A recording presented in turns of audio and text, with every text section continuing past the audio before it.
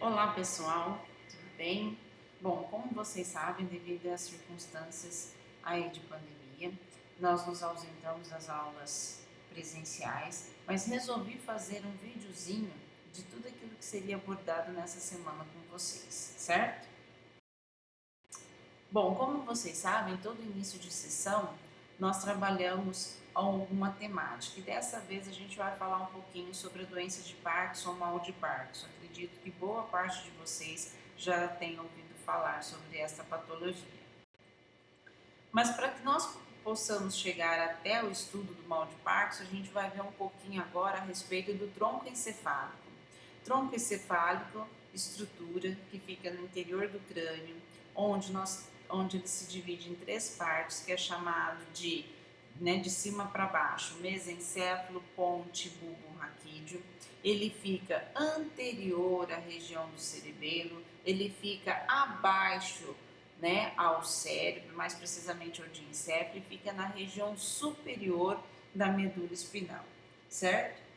Uma estrutura de extrema importância para o organismo.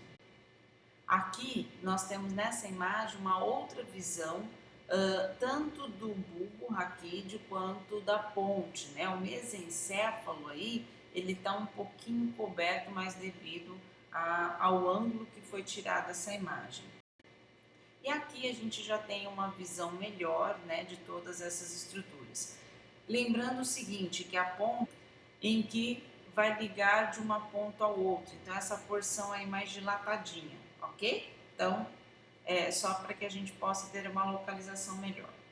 E analisando cada parte, né, desse tronco encefálico, nós vamos falar um pouquinho aí de cada um deles. Vamos começar pelo bulbo raquídeo. Então o bulbo, ele tem aí a sua particularidade, né, no organismo, principalmente no sistema nervoso, onde dele migram alguns nervos chamados de nervos cranianos, que são importantes aí, que nós vamos ver agora, ok? E em relação ao bulbo, o que nós podemos perceber é que na região anterior nós temos duas eminências aí centrais, onde cada uma é chamada de pirâmide, onde ela é separada por uma fissura chamada de fissura mediana.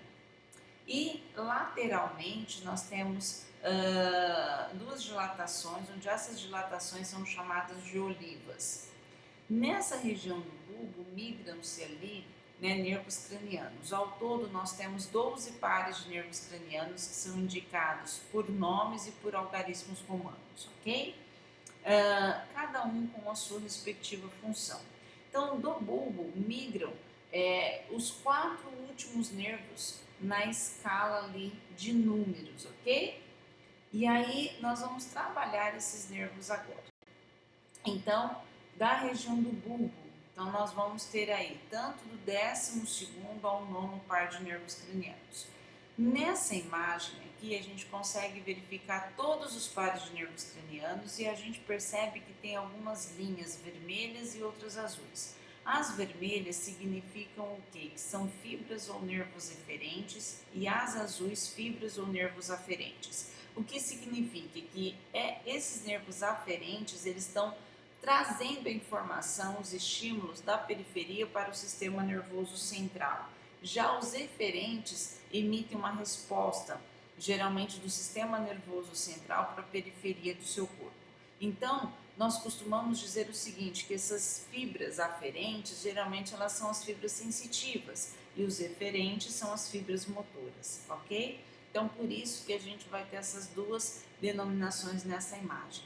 Então, se nós pegarmos, por exemplo, o 12º par, que é o nervo hipoglosso, ele é um nervo motor, ele trabalha muito essa questão do músculo da língua em si, da região mediana da língua para a ponta, ajuda na deglutição, na fala, na condução do alimento. Então, um nervo super importante. E além disso, também auxilia nessa alça cervical, dos músculos dessa alça cervical, certo? Já o 11º par de nervos são chamados de nervos acessórios. Ele controla essa parte motora dos músculos do pescoço, então ajuda na movimentação. Já o 10º par de nervo craniano, que é chamado de nervo vago, ele é um nervo motor, mas com fibras sensitivas também, e ele controla muitos dos órgãos, tanto da região do tórax quanto da região abdominal também, ou seja, né, todo esse processo do trato gastrointestinal. Então, um dos nervos cranianos mais importantes aí que nós temos. E para fechar essa região do bulbo, a gente tem o nervo glossofaríngeo, que é o 9º par de nervo craniano, que ele é sensitivo para um terço posterior da língua, para a região de tonsilas, ou também conhecidas como amígdalas palatinas, faringe e orelha média. Mas também ele tem uma parte motor, onde auxilia também muito no processo da deglutição devido à movimentação dos músculos dessa região, ok? Então, ou seja, esses 4 nervos juntos, eles migram do bulbo raquídeo e eles auxiliam muito, né, no nosso organismo, certo? Já a região da ponte, ela também é formada por estruturas aí chamadas de pedúnculos cerebelares. Esses pedúnculos, eles invadem aí a região do cerebelo, segurando o cerebelo ao sistema nervoso. E também da ponte migram-se vários nervos cranianos. Então, nessa imagem, a gente consegue visualizar a posição desses nervos. Então, dessa região migra do 8º até o 5º par de nervo craniano. Então, se nós formos analisar, o 8º par é chamado de vestíbulo coclear, e ele é um nervo sensitivo, onde ele estimula tanto a cóclea quanto a região vestibular, região onde eu vou ter ali o labirinto, né, com um monte de cisternas ali chamadas de labirinto, e ele se localiza no ouvido interno, ou seja, auxilia muito na questão da audição. Já o 7º par, ele é chamado de nervo facial. Esse nervo facial, ele controla muito os músculos da face, então ele é um nervo muito importante para as expressões.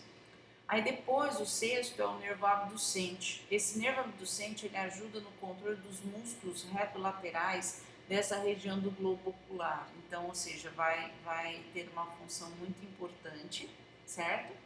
E um dos nervos também que migram dessa região da ponte será o trigêmeo.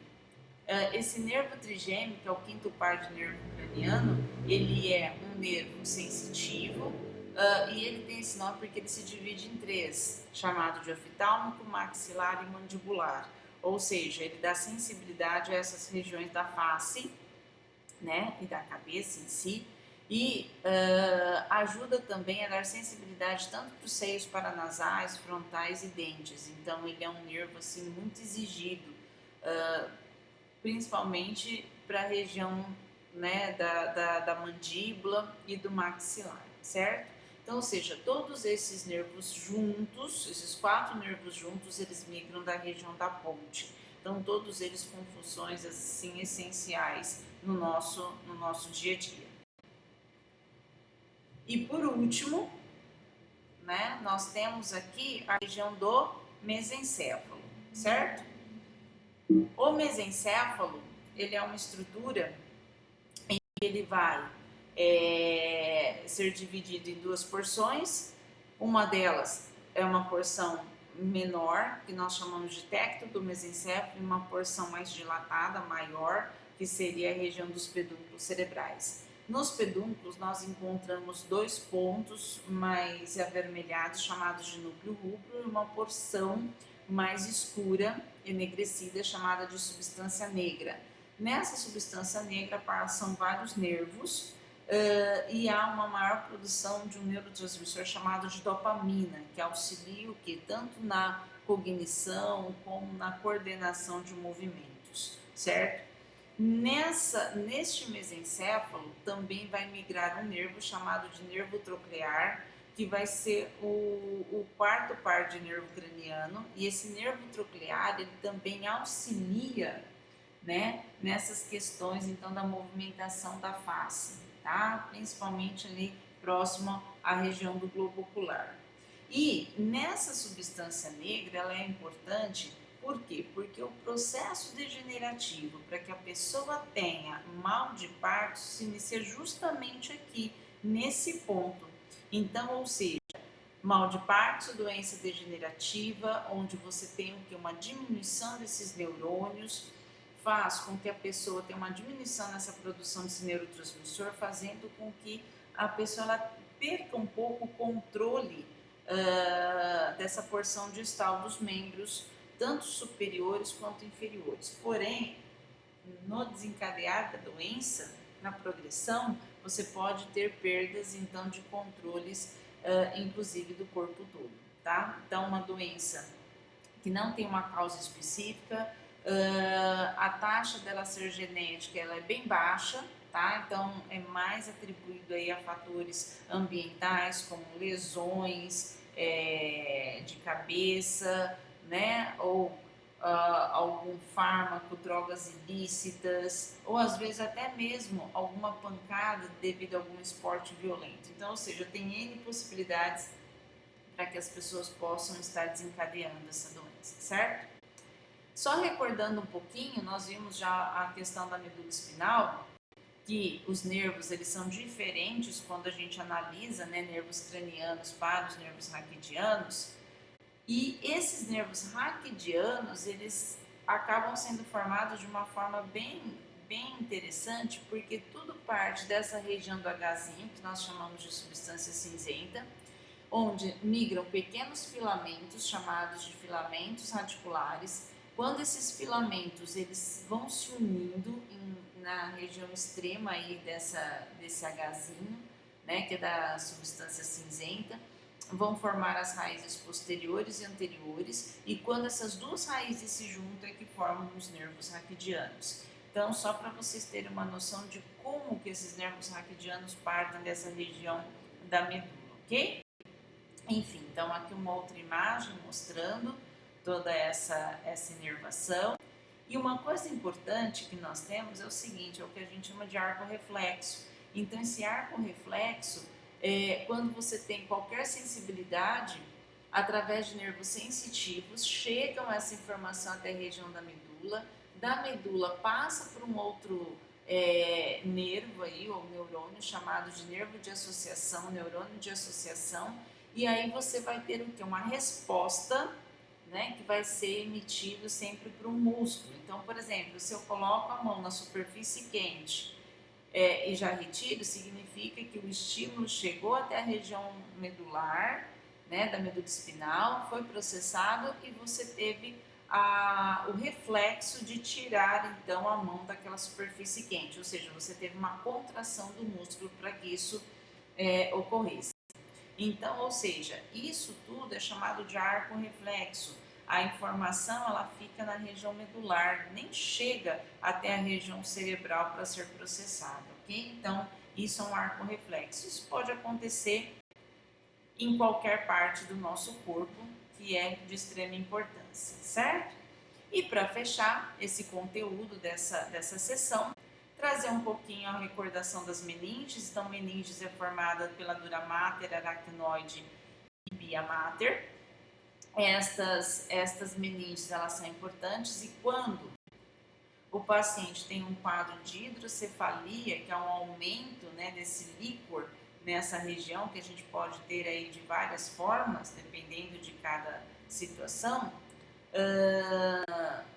as causas, né, que hoje nós temos aí, devido a uma meningite, devido a hemorragias, tumores, às vezes até malformações, agentes infecciosos, como é muito comum devido o Toxoplasma gondii, né, quando a mãe tem uma toxoplasmose, enfim.